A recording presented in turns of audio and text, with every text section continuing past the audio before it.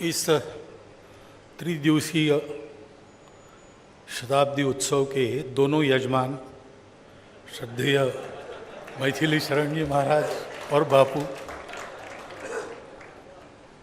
श्रद्धेय उत्तम स्वामी जी, श्रद्धेय चिदानंद जी, सभी पूज्य श्रद्धेय संतचरण, उपस्थित सज्जन, माता भगिनी,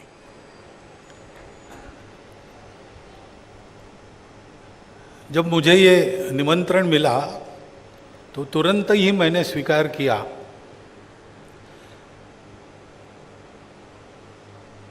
वो मैं किसी भ्रम में था, इसी कारण नहीं, ये भ्रम मुझे बिल्कुल नहीं है कि इस प्रकार के समारोह में मंच पर बैठने की मेरी योग्यता है, नहीं है, मैं जानता हूँ।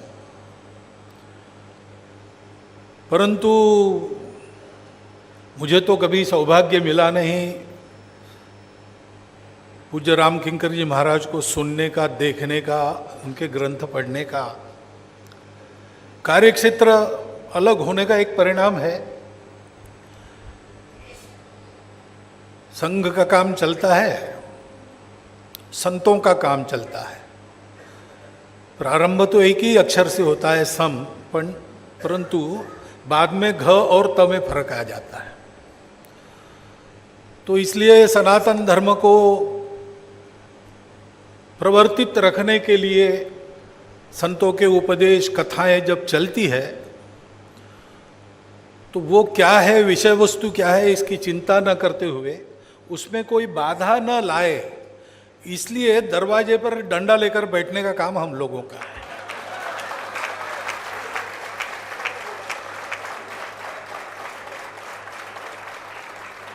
तो अंदर कथा क्या चल रही है इसका हमको बिल्कुल ज्ञान नहीं है, लेकिन जो चल रहा है वो बहुत महत्वपूर्ण, सबसे महत्वपूर्ण है, इतना हम जानते हैं, इतना ही हमारा ज्ञान है। एक बात ये, दूसरी बात, सुना हमने राम किंकर जी महाराज से, तो मुख्य बात ये मुझे पता चली कि उनकी राम कथा यानी राम कथा ही होती थी, इधर उधर की कोई बात नहीं। और कई गूढ़ार्थ जो रामायण में है उनका बहुत सरल विमोचन और उसका प्रवचन उनके द्वारा होता था। तो जो अभी बात कही गई कि कथा के अंत में श्रोता और कथाकार दोनों और एकाकार हो जाते हैं एक में, वैसा सामर्थ्य उनकी वाणी में था। और ये तभी होता है, श्री राम रक्षा स्तोत्र में ऐसा अंत में कहते, रामो राजमणि सदा विजयते रामम रमेशम भजे, रामे चित्तलय सदा भवतु में। तो जिसका चित्त पूर्णतः विलीन हो गया है राम में, उसी के मुख से ऐसी व्याख्या संभव है जो अभी कहा गया। बाबा जी ने कहा इनके बारे में कि ये कोई पुरुषार्थ का परिणाम नहीं है। तो पुरुषार्थ का परिणाम है ही नहीं। जब लय हो गया तो पुरुष तो तत्पुरुष में विलीन हो गया, और वहां से दुनिया में जो जब आना चाहिए तब आ रहा है, ऐसी ही बात है। और वो जो आता है वो हमारे राष्ट्र का आधार है। राष्ट्र दुनिया में कैसे बने हम सब जानते हैं। मनुष्य अकेला डरता है क्योंकि वैसे निर्बल ही है, एक बुद्धि नहीं होती मनुष्य की, तो कठिन बात थी। एक मच्छर भी मनुष्य को जीना हराम करके छोड़ देता है। तो उसको ध्यान में आया कि अकेले इस दुनिया में निभना कठिन है, तो समूह करके रहना। स्थायी हो गया, तब गांव बन गए, उसके पहले कबीले थे, फिर एक गांव वैसे भी छोटा पड़ता है तो अनेक गांवों के समूह जनपद बन गए। तब उसको लगा कि इकट्ठा रहना चाहिए, क्योंकि वैसे मन और मनुष्य की स्वाभाविक गति नीचे की ओर है। वो ऊपर जाने का प्रयास नहीं करेगा तो नीचे जाएगा। एक जगह तभी रहेगा जब प्राण नहीं रहेंगे। तो फिर उसने सोचा कि हम लोग इकट्ठा रहे और ये हमारी नीचे जाने की प्रवृत्ति आपस में झगड़े पैदा करती है, एक रखने के लिए कुछ एक समान आधार चाहिए। तो समान आधार उसने ढूंढा अपना, उसके पास उसने बनाए जो थे। किसी के पास भाषा थी, जैसे यूनाइटेड किंगडम कहते हैं, एक अंग्रेजी भाषा के आधार पर, और 4 राज्य स्कॉटलैंड, आयरलैंड, वेल्स और इंग्लैंड एक हो गए। जब तक वो अंग्रेजी भाषा पक्की है ठीक रहेगा। अभी वहाँ जरा गड़बड़ चल रहा है, इसलिए स्कॉटलैंड का पार्लियामेंट उन्होंने अलग मांगना शुरू कर दिया, हो भी गया शायद। किसी ने एक मोक्ष धर्म को चुना, पंथ को चुना, बिखरे कबीलों को अरबस्तान में इकट्ठा किया गया है इस्लाम के आधार पर। जब तक इस्लाम पक्का है अरबस्तान है। किसी ने समान आर्थिक हित चुने, अमेरिका जैसे यूनाइटेड स्टेट्स यूनाइट क्यों हुए, तो उनके आर्थिक हितों में इंग्लैंड बड़ी बाधा थी, उसके खिलाफ सब एकजुट रहे।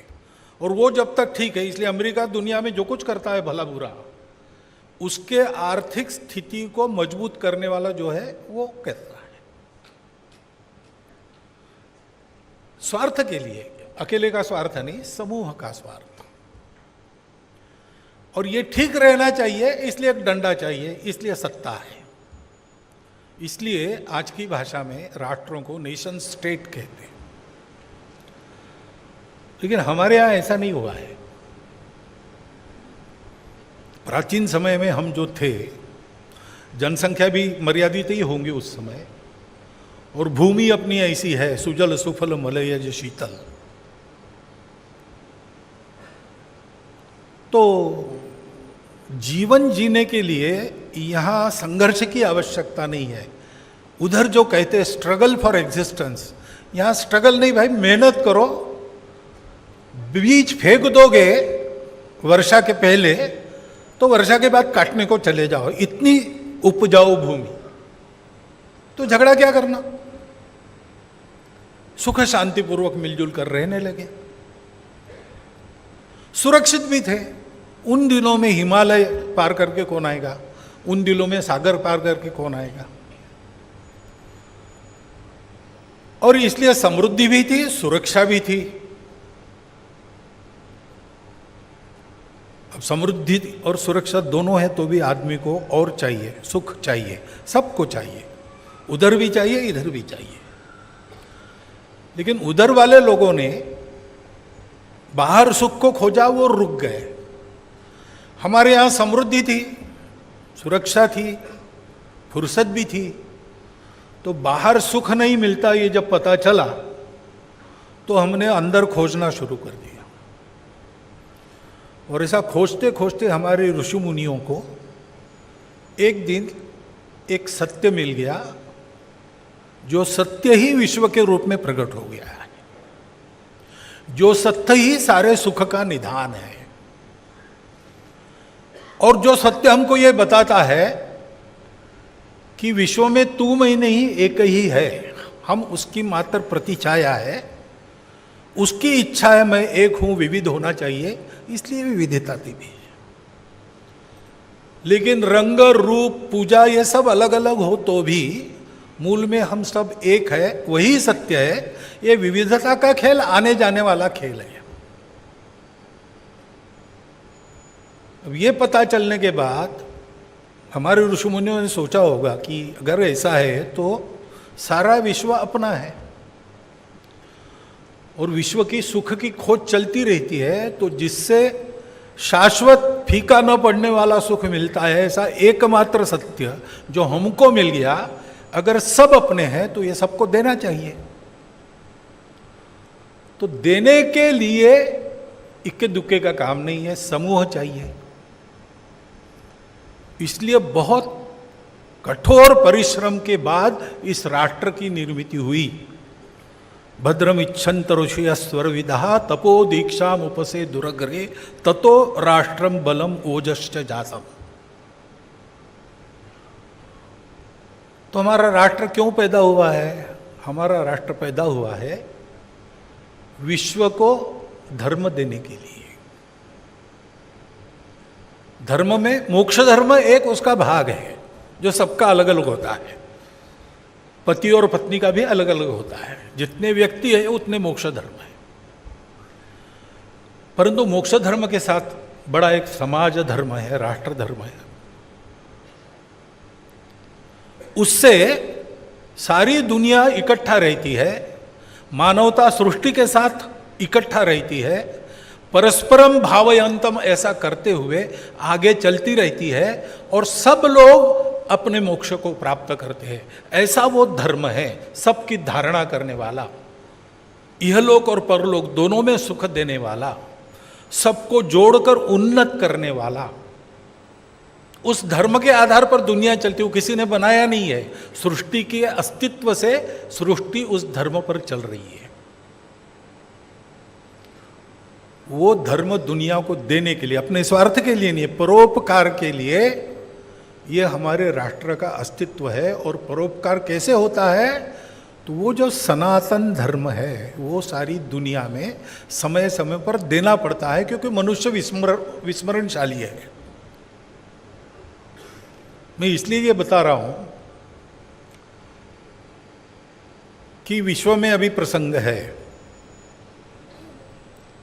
धर्म की शक्ति है जो दुनिया को जोड़ के रखती है, आगे बढ़ाती है। लेकिन एक अधर्म भी है,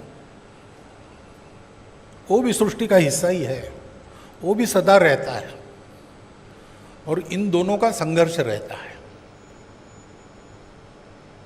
धर्म का ह्रास होता है और अधर्म की प्रभावना होती है तो प्रत्यक्ष भगवान आते हैं। धर्म संस्थापनार्थाय संभवामि युगे युगे। वो धर्म दुनिया को देना है और धर्म ऐसे नहीं दिया जाता। धर्म की जानकारी से धर्म प्राप्त नहीं होता, धर्म के आचरण से धर्म प्राप्त होता। और इसलिए हमारे यहाँ पूरे भारत में समस्त हिंदुओं के लिए वेदांत वगैरह छोड़ दो, बड़े कठिन हैं, लेकिन रामायण और महाभारत सब जानते हैं मोटा मोटी। महाभारत है दुनिया कैसी है वो दिखाता है, और रामायण है उस दुनिया में हमने कैसे रहना है वो दिखाता है। और इसलिए कहा गया रामो विग्रहवान धर्म।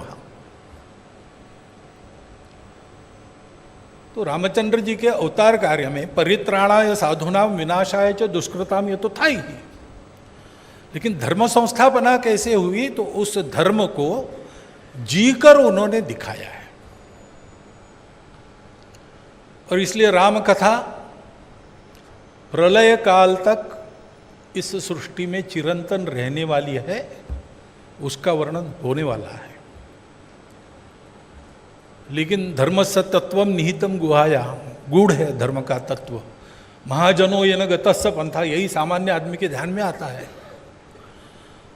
तो अब आज की गणना से भी विचार करें तो कहते हैं कि 8000 साल पहले राम हो गए। 8000 साल पहले की दुनिया में क्या परिस्थिति थी, कैसी थी? उस समय भगवान राम ने जो किया उसके निहितार्थ क्या है, ये कौन बता सकते हैं? जो श्री राम के साथ तद्रूप होकर उस समय का भी अनुभव करते हैं। यानी कलयुग में जो अपने में सतयुग लाकर चलते हैं। और जो मैंने वर्णन सुना है रामशंकर जी का, वो यही सुना है। तो एकाकार हो गए थे। जब ऐसी कथाएं आती है, ऐसे संपन्न पुरुषों के द्वारा, आचरण संपन्न, धर्म संपन्न, तत्व संपन्न पुरुषों के द्वारा, तो उसके परिणाम होते हैं। कथा तो हम भी संग में बताते ही है, रामायण महाभारत सब। लेकिन हमारी कथा सुनने के लिए हम गिनते हैं संख्या कितनी है आज, कम क्यों आई वगैरह वगैरह। मोरारी बापू को गिनना नहीं पड़ता है। लोग आते हैं। क्यों आते हैं? क्योंकि भक्ति भाव श्रद्धा एक बात है, लेकिन हर एक को अनुभव होता है कि श्रवण से हमको कुछ मिला है यानी पैसा अड़का नहीं है, हमारे जीवन को और उन्नत करने वाला कुछ मिला है। अब अपने देश को ठीक करना, आज ये धर्म की लड़ाई चली है और हम ईश्वर प्रदत्त कर्तव्य अपना निभाएं, ये अपेक्षा है धर्म देने का, यानी धर्म के पक्ष में हम खड़े हो जाएं। सारा वर्णन हुआ है, सभी पूज्य संतों ने वर्णन किया है, मुझे ज़्यादा वर्णन करने की आवश्यकता नहीं। लेकिन ये होना है तो आचरण जाना चाहिए लोगों में। कथा सुनते हैं लोग, लेकिन कथा ऐसी प्रभावी आ गई तो परिवर्तन भी होता है, मनुष्य के जीवन में परिवर्तन होता है। वो जीवन परिवर्तन होता है तो दुनिया को उदाहरण मिलता है। आज भारत से आशा कर रही दुनिया, एक तरफ स्वार्थ के भय से उभरते भारत को दबाने की प्रयास हो रहे हैं, लेकिन वो सत्य को दबाने के प्रयास है। सत्य कभी दबता नहीं, सत्य कभी मरता नहीं। और जब सत्य का समय आता है, सत्य सर पे चढ़ के बोलता है, और वही होने वाला है, ये बात पक्की है। क्या होगा, कैसे होगा, हिसाब करके हम देखेंगे तो पता नहीं चलता है। जैसे संघ के बारे में, संघ शुरू हुआ तो संघ के पास कुछ नहीं था, संघ निर्माता स्वयं 2 बार अच्छा भोजन कर ही पाते थे, ऐसी स्थिति उनकी नहीं थी। न प्रसिद्धि, न प्रचार, न सर्ग, कुछ भी नहीं था। तो आज अगर हम कंप्यूटर में डाटा फीड करें कि ऐसा ऐसा एक है, और हिंदू समाज को इतनी सारी जिसमें विविधता है और जो भेद बन गई है, जात पात का झगड़ा, भाषाओं का झगड़ा, इसका झगड़ा, उसका झगड़ा, इसको एक करना चाहता है, इसका क्या होगा, तो कंप्यूटर एक क्षण में जवाब देगा, ये निकलने के पहले ही मर जाएगा, मरा हुआ ही निकलेगा। लेकिन ऐसा नहीं हुआ, चलते गया। क्यों? पता नहीं चलता। जो भगवान की इच्छा होती है वो अपना काम करती है, बिना बजने वाली लाठी है, ऐसी बात है। योगी अरविंद ने कहा है कि सनातन धर्म का उत्थान हो, ये भगवान की इच्छा है, इसीलिए हिंदुस्तान का उत्थान हो रहा। मंदिर राम का बनेगा ऐसा लगता था क्या? हम सब लोग, आप सब लोग भी थक गए थे, मंदिर यही बनाएंगे, तारीख नहीं बताएंगे, ऐसा कहते थे, लेकिन हो गया। इतना सारा प्रयास जो हुआ है, सामान्य लोगों का, संतों का, सभी का, वो पुरुषार्थ तो है ही।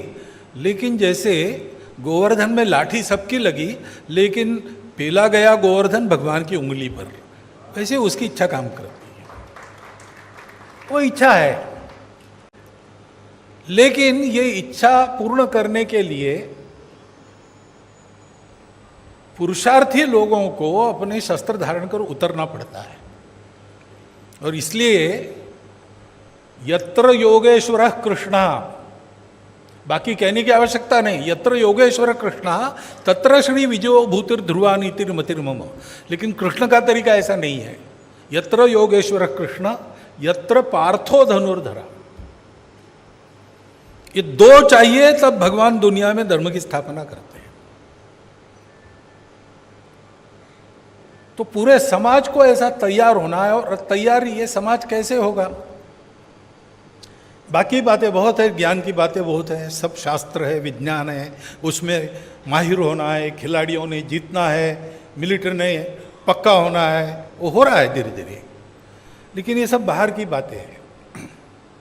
वो भगवान की उंगली तब जुड़ती है इसमें जब ये सब लोग, भगवान ने कहा शस्त्र भृताम रामो शस्त्र भृताम हम, श्री राम शस्त्र धारकों में मेरी विभूति है।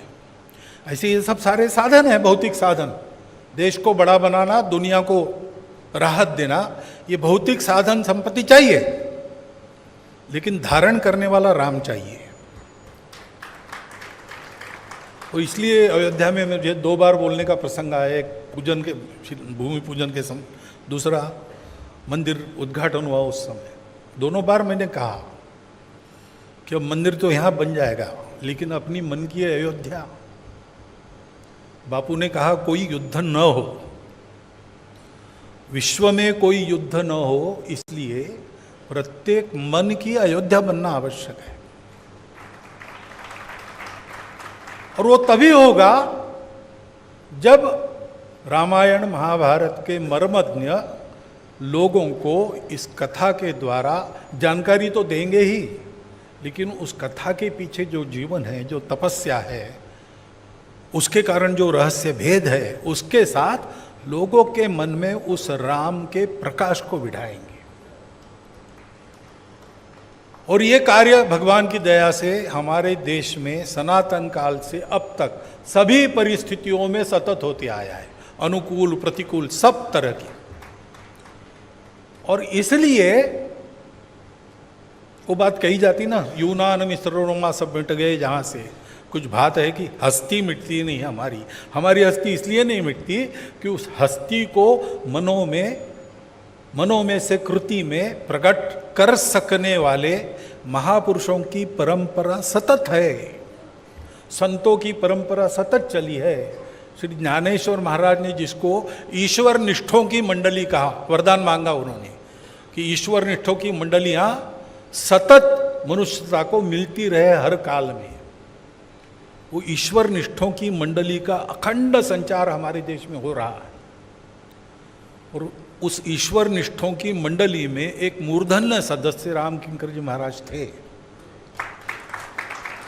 तो मैंने तो कुछ पढ़ा नहीं है, मैं तो इतना ध्यान रखता नहीं हूँ, कुछ भी नहीं हूँ, लेकिन मुझ जैसे नालायक को अगर ये विधिवत निमंत्रण आ रहा है और ये अवसर मिल रहा है कि यहाँ आकर मैं अपने आप को थोड़ा पावन कर लूँ, तो कौन ना कहेगा। इसलिए मैंने यहाँ आना स्वीकार किया और आए तो मेरा उद्देश्य सफल हो गया। यहाँ संतों का संग मिला, इतने सुंदर व्याख्यान सुनने को मिले, अच्छा भोजन करने के बाद आपको लगता होगा कि ये क्या सुन रहे हैं हम, परंतु अच्छा भोजन करने के बाद थोड़ा सा कड़वा चूर्ण भी लेते हैं तो हाजमा ठीक हो जाता है। ऐसा ही मेरे इस वक्तव्य को मानिए। एक ही बात मुझे कहनी है जो प्रकारांतर से तीनों वक्तव्यों में आ गई है कि सनातन धर्म दुनिया को प्रदान करना हिंदू समाज का कर्तव्य है, भारत का कर्तव्य है। भारत, हिंदू समाज और सनातन धर्म एकाकार है। उस सनातन धर्म को जन जन के आचरण में लाने के लिए ज्ञान के विज्ञान के क्षेत्र में भी हम बढ़ चलेंगे, नील नभ के रूप के नव अर्थ भी हम कर सकेंगे, लेकिन भोग के वातावरण में त्याग का संदेश देंगे। ये हमको करना है। और इसलिए अपनी ये जो थाती है सनातन काल से चलती आई हुई, विभिन्न महापुरुषों ने अपने जीवन से जिसको जीवित रखा है और उनके साथ तन्मय होकर, तदाकार होकर और कथाकार उसको हमारे मनों में फिर से जीवंत कर रहे हैं, ऐसी इस थाती को समझकर उसका आचरण हम में आए, इसका प्रयास हम सब लोग करें। मुझे लगता है कि श्रद्धेय राम शंकर जी की शताब्दी में उनको शाब्दिक श्रद्धांजलि तो हम सब देंगे, मन से स्मरण भी करेंगे, श्रद्धावनत बुद्धि से उनको नमस्कार भी करेंगे, लेकिन असली श्रद्धांजलि ये होगी कि जो उन्होंने कहा है उसका आचरण हमारे अपने शक्ति को पूरा लगाकर हम अपने आचरण में लाने का प्रयास करेंगे। उसी से श्रद्धांजलि पूर्ण होगी। हम सब इस प्रयास में यशस्वी हो, इसकी शुभकामना आपको देता हूँ। संतों के चरणों में वंदन करता हूँ और बोलने में कुछ कम ज़्यादा रहा हो तो भूल मेरी है, कृपा पूर्वक क्षमा कर दीजिए, इतनी प्रार्थना करता हूँ और मेरे शब्द समाप्त।